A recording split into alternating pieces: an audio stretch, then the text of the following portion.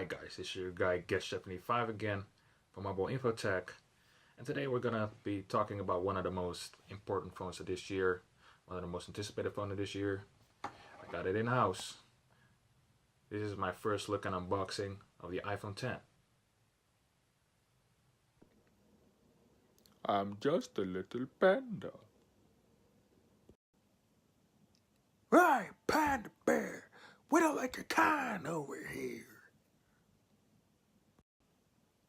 Now come on, Skeeter. Leave the panda bear alone. He didn't do nothing wrong. Like this, hold up. Can you feel me, God? Can you feel me, Star? Can you feel me? So here we have the beautiful packaging of the iPhone 10. Looks pretty cool. I think it's been a while since there's been like actually a full color iPhone on the front of the packaging. Looks pretty authentic, pretty Apple. This unit is the silver one. It's 256 gigabyte. So there it is. Let's take off the extra plastic.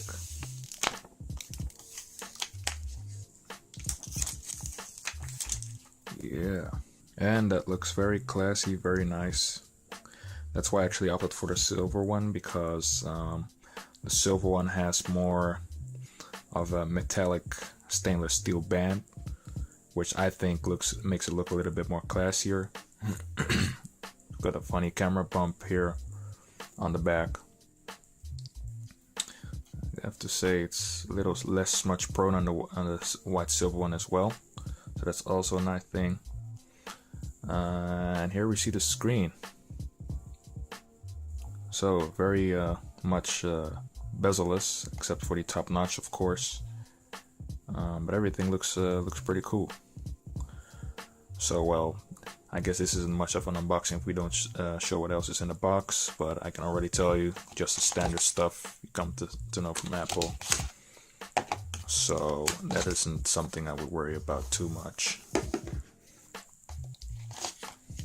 So of course you get your Lightning to 3.5mm jack, since apparently Apple deemed it awesome that there should be no more 3.5mm jacks on phones. So that still kind of sucks, but as somebody who's just purchased pretty expensive headphones wirelessly, it doesn't really bother me that much, but I can imagine a lot of people could be bothered by it. I just think this thing looks insanely pretty, and also very reminiscent of the old iPhones actually. So a lot of 3G and the first iPhone design elements, I think it has. Let's just for fun compare it to the iPhones that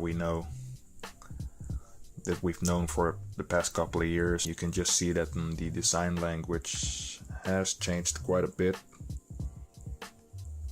So it's a lot more rounder on the front. Of course, it's bigger than a regular size iPhone. It's also somewhat thicker.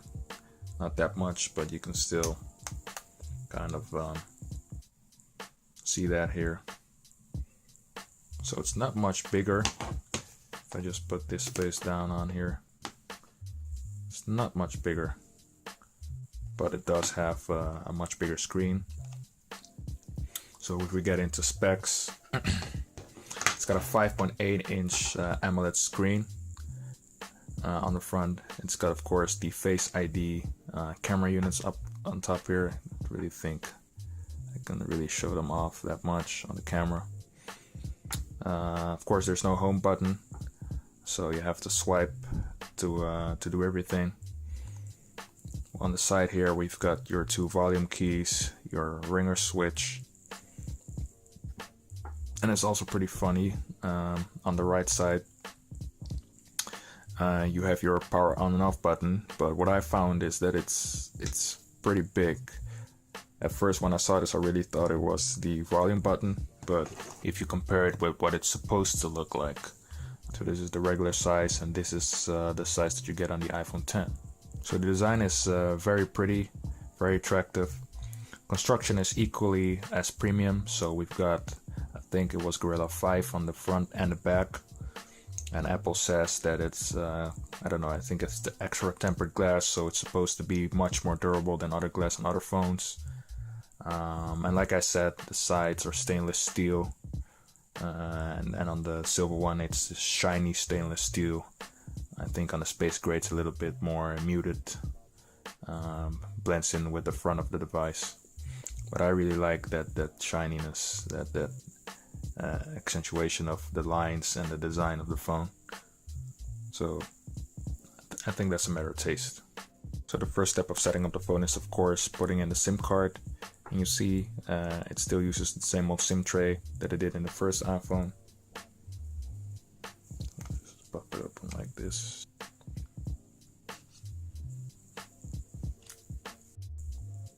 Put in the SIM card. Alright.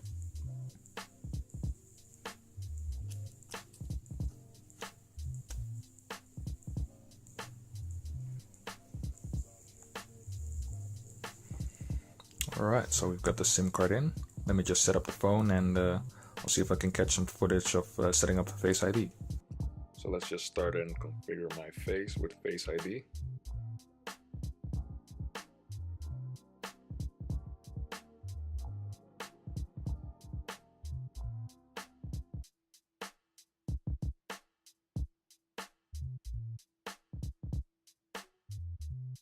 So actually I have to do that twice, and now it says I'm finished. Okay, so this is pretty interesting. It's asking me to configure my iPhone because I already have another iPhone in the vicinity, so let's do that.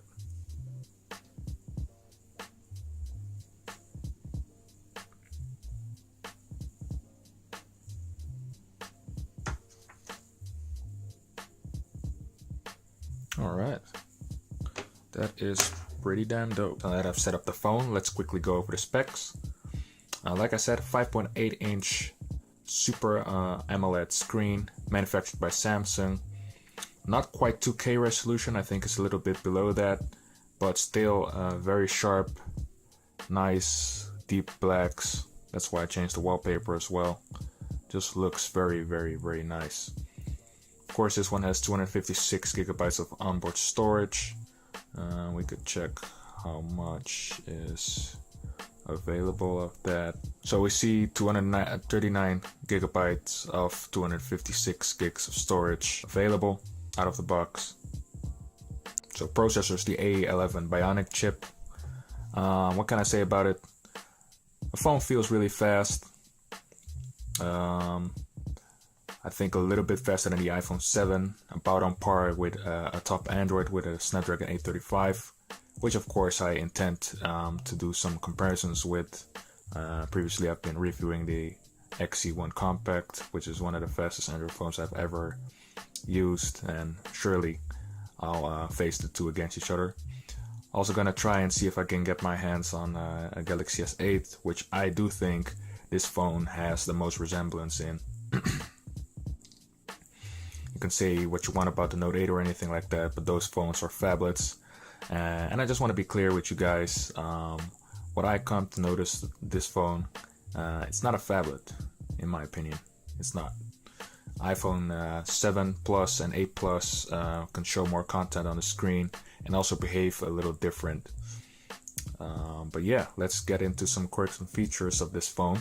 And mainly my favorite, and why I think this is an awesome device, the gestures. So let's start with the quirks and features of this phone, of which it has many, which I'm probably gonna have to do some extra research on with the full review, but I've already decided what I wanted to talk about right now, and that is the means of operating this phone. You see, with the older iPhones, of course, we had the button, we had the Touch ID and everything, which was always pretty nice. So that is something that you're really used to. You just tap it and it unlocks. With this phone, first of all, I've actually got to have it in front of my face. So you see it, I have it in front of the camera right now, and you can't see, actually can't see my face. So I hold it up to my face and now it's unlocked. First thing that I had a little bit of trouble with is you need to swipe to unlock, but you can't unlock from just anywhere from the screen. as you might think you could. You actually really have to swipe from the bottom bar to the top, and that is something that I think really is gonna take some getting used to for a lot of people, because that is something that is very unusual. Swiping up from the top, and it asks for Face ID, and then you can just put in your code. And you can also see this little dot here. My camera is picking it up, but you won't see that in real life. So again, swiping up from the bottom gets you to your home screen. So I have to say, in the home screen, not much has changed. It's just the same grid of icons. You can't really move them around the way you want. They're always static, so they're fixed in a position, which is okay, I guess, if you're just used to just using iOS. Me, I use other OSs beside this one, so kind of gets me irritated, but it is just the way iOS works. And if you're fine with that, then you have no worries here. What is different is, I'm gonna have to keep getting this guy involved. It's all of the gestures to get your extra menus. So from here, we just swipe from the bottom to the top to get your control center. And here we have to actually swipe from the right top to get into that same menu. And anywhere, actually, you don't have to swipe from the left, but anywhere else you just get your top down menu as you're used to by now. So I think the main thing that's different is when you're in an app and you want to get out of the app.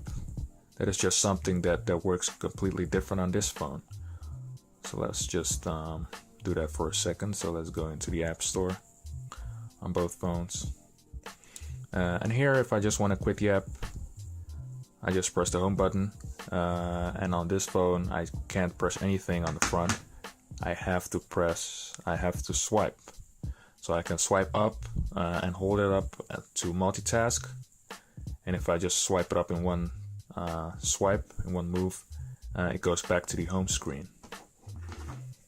So here I have to double tap to get the multitasking, and here I just have to swipe up from the bottom. So that also works when you're doing it from the home screen, of course, not just when you're in another app. So the gestures are just a very interesting way of operating your phone. I've been in love with it ever since BlackBerry 10, which I still think has the best implementation. But I think the Apple one is also very quick and fluid, and I think once you get used to it, you're gonna really like it, or hate it. You could. So swiping up from here will get you your multitasking menu. When you're actually in an app, you do the same, but you can also just move the bottom bar to switch from apps. And I saw some people doing stuff like this. You don't really need to do that. You can just swipe it from the bottom, and it just switches from apps very fast and quick. Another interesting aspect, of course, with multitasking is how does it work when you have your phone in landscape. You see the bottom bar here, and it works the same. So I can switch to other apps if I want to, and there was of course switch in the same orientation. So that's pretty neat. But you can see with the camera app, I can only multitask from portrait mode, and from the browser I can also do that from the landscape mode. So that is something you might have to get a little bit used to, but it would have been the same if you had a home button. The home button doesn't appear on the bottom. You still have to touch the side every time you want to go back to another app. One of the nicest gestures that I haven't found anybody demonstrating is the resume gesture. So for instance, I'm in the App Store, and I put the App Store away. In order to get back, I just swipe from the bottom to the right and get it back. So that's pretty chill. And from here I can of course swipe to other stuff. So that is one of the neatest gestures I've come to discover in a few hours with the phone. There is some rules connected to it. So the rule is whichever app you open first. So say I open iBooks, that's the one that's gonna be on the first one to resume. So you can see I just minimized it and when I do this, it gets right back. So that is pretty nice. You can actually change the order if you go into the multitasking menu and then like I swipe the browser, and that's the last app I had opened, so if I go back I could just go back to the browser. So that's really neat, and a very, very nice feature, and I think that's one of the things I'll be using the most since I like to multitask. iOS doesn't permit split screen, so this would be a pretty fast and convenient way to get around apps. So another interesting thing is with the multitasking, if I'm gonna run alongside it with the old brother, is I can swipe up to quit apps. On here you can actually hold down apps, and I don't know, this is kind of nostalgic, and you can just press this button to terminate the app. So that is not something I can do on the iPhone 6. I don't know for owners of the iPhone 7 or iPhone 6s with the haptic feedback engine. The Force Touch, I don't know if that's a new feature from there, but it doesn't work on a regular 6. And speaking of that Force Touch feature, of course on the different iPhones you had the feature that you could force touch the screen and then multitask. That, to my knowledge, I've tried it a few times, does not work on the iPhone 10. So that is something that has been eliminated from this phone. What does work, however, is of course if you want to have some extra input on the screen and everything like that. Force Touch is very, very, very convenient, and it works just fine. And it really does make a difference when you're coming from a 6 or older to have an iOS device with Force Touch enabled. It's just a very different experience to the OS. So that is something you're gonna notice, especially if you're coming from an iPhone pre-6s. So another feature that I shortly wanted to touch upon is Face ID. Of course, the phone recognizes your face and then unlocks. So let's take a look at that. So if you have the phone lying around on a table and you put your head over it, nothing really happens. But if you have your lying on phone and it's actually on and you do cross it, then you see it starting to scan, and now I can get into my phone. So that's pretty neat. And actually you can do this all at once, because of course when you pick up the phone, as I'm doing now, you get that it's waking up because you're actually lifting the phone, so it turns on the standby. So that's a pretty neat feature, and it makes the whole process work a little bit more seamless. Another feature that I was a little confused about initially was notifications. So if I have my notifications on here, I can do that by swiping up. I actually can't see the notifications. It will only say which app, and only when it recognizes my face, then it unlocks and I can see all of the notifications. So that indeed is as well a very neat feature that helps with actually notifying you, but also protecting what you have in messages. So that's very, very neat, and a very one that I almost missed and was pretty confusing at first. But I'm guessing if you're watching this video, you're actually gonna pick up on that as well when you have your iPhone. So no thanks. So I haven't really extensively tested the cameras on this device, but I have made a few photos with the portrait mode, and I must say it looks pretty cool. Like the portrait studio mode and the black and white and the color. It's okay. It's nice detail. Very nice front-facing camera, I can say. And that just looks very nice, but as you can see, it doesn't quite catch my whole face, like especially my hair. It just fades away. So I guess it's not perfect, as I've seen in many other videos from other reviewers, but I think with software updates and feature updates, they can actually improve on it. Speaking of apps, there has been a lot of apps that have been optimized for the new screen ratio. So Facebook looks pretty nice. You can see here you've got the notch on the front and everything, which looks pretty cool. and I do still have to get used to it. I have to say, it's not really that it doesn't really feel normal yet, but I can just imagine that, like our review said, it's gonna feel a little bit more regular once you've had the phone for a few weeks. So that's what a full screen app looks like that has been adjusted. But if we go to Spotify, for example, which still has the bars, yeah, and then the funny stuff is actually the iPhone 6 screen will feel just as big. So that is pretty interesting stuff here. So it's only marginally larger, taller than a regular screen. And that brings me to a little bit of concluding on my first impressions of the phone. I think the most important thing to remember with the iPhone 10 is it's not a replacement for the Plus models. It's just not as big, not as big at all. Because as you can see, it's more close to the size of a regular iPhone. I have my C5 Premium here, which has a slightly smaller size than the iPhone Plus models, but you can see it's 5.5 inch screen. Yeah, it just feels a lot bigger. It's wider. There's more content available on it. So it's still a different experience, and this is really a phablet. You can actually see also if you just look at the sheer size of the phones that are 5.5 inch. Of course, it has larger bezels. iPhone 6 Plus and 7 Plus have even larger bezels than this one, but you can clearly see that this is still a notch above in terms of size of the phones. So that is something that I really want to take away from this first impressions.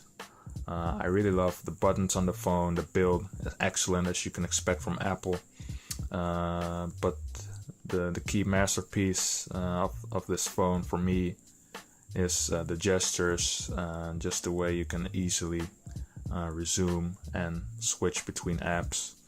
That is just something that is that I've loved from the BlackBerry C30. Actually, if you're interested, you can just check out the BlackBerry C30 on my channel. I already have a very extensive video about it.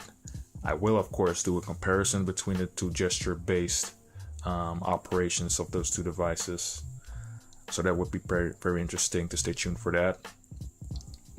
Other than that, I can say stay tuned for more videos and comparisons that I'm working on, and of course a lot more coverage on the iPhone 10.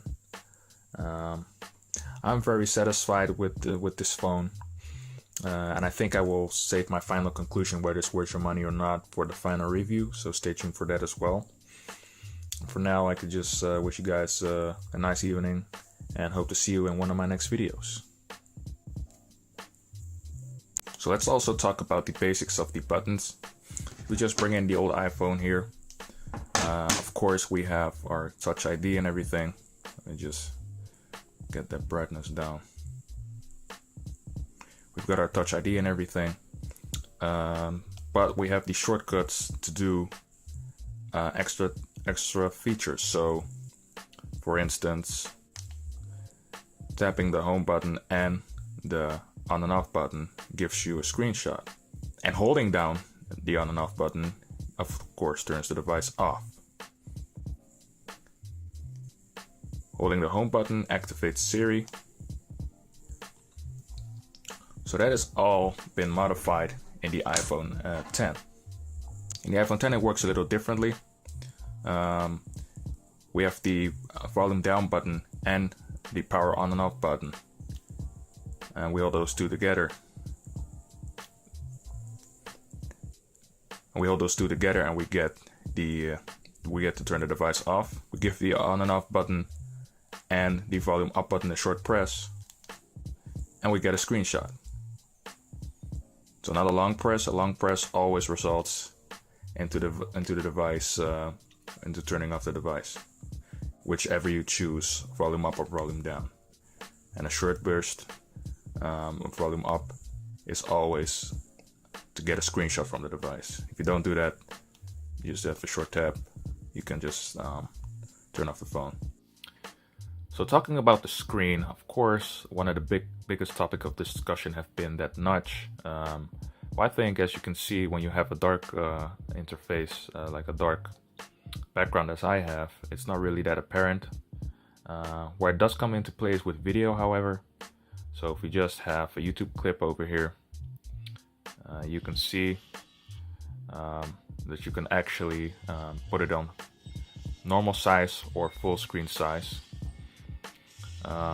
What I do think is kind of funny is that it depends on which app you're running, how you activate the full screen size. So that is kind of confusing. I don't really know yet how I feel about the nudge, because I see it now, but I don't know. I really just don't know if it's a bother or if you're really missing a lot, because if I zoom back out, you don't really miss that much. But of course, that's different for what kind of content you're playing. So that should be pretty interesting. So if we go back to Netflix, which I got a clip running, I think it looks alright. But the funny thing is, you have to have a different way of activating the full screen mode. So here it's double tapping. So now you can see I have borders around the screen, top and the bottom.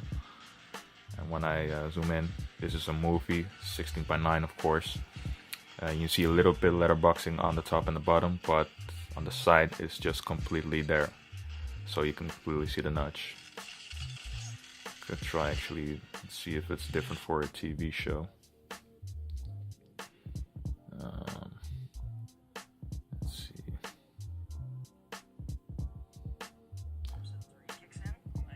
So yeah, I just finished watching Stranger Things and then this comes up. Might be pretty interesting. So you also see the letterboxing, top, bottom, sides. Here, because it's not a movie, you get a little bit of a larger area of the screen filled, but of course being accompanied by the nudge again. So yeah, screen quality is excellent. It's of course a Super AMOLED. Apple calls it Super Retina, but it's a Samsung screen, not dissimilar to the one found in the Galaxy S8. Although it does have a lower PPI, a lower resolution. So sound is also pretty good. Very loud, very immersive. Stereo, of course.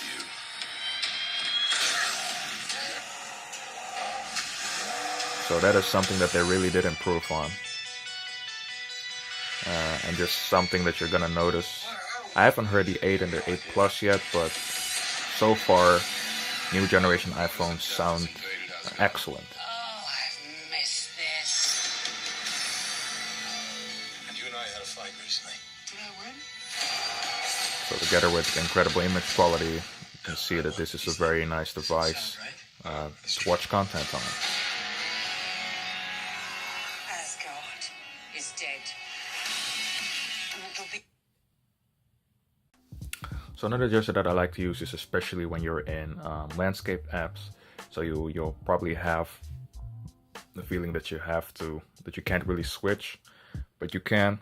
It's just a little bit weird to do it this way. So what I do is make a little circle, and then you get the app a lot smaller, and so that gives you a little bit more insight in what you have open, especially when you're in landscape.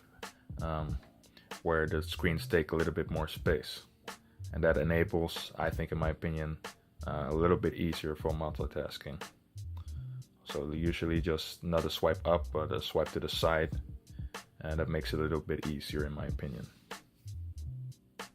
So these were my first impressions on the new Apple device, and from my new impressions I can conclude this actually does live up to the hype. It's a very, very nice phone. And the main takeaway that of course I'm going to review the device thoroughly and give you my full thoughts on it, on every single spec, like the camera, sound quality and everything. The main takeaway is it's a new iPhone, and it's not there to replace the regular iPhone or the iPhone Plus models. It's just a new iPhone on its own. It's a new size.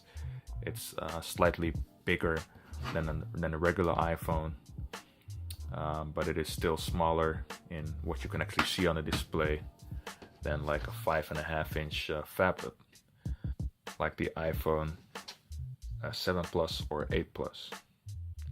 So those were my thoughts on this device. Let me know in the comments what you want me to take an extra look at. Of course, I'm gonna try and get in a Galaxy S8 as soon as possible, as I think it's the most comparable phone. Not in terms of price, of course, but in terms of feel in the hand, screen size, and experience. That is the closest thing to this phone. Maybe the G6 as well, but just the fact that the screens are made by the same manufacturer brings even more parity to those devices. I've been Gish75. If you haven't already, like and subscribe. Really would help me out a lot. And of course, it will help yourself out because you won't miss any of my new videos. If you could please subscribe, that would be pretty nice.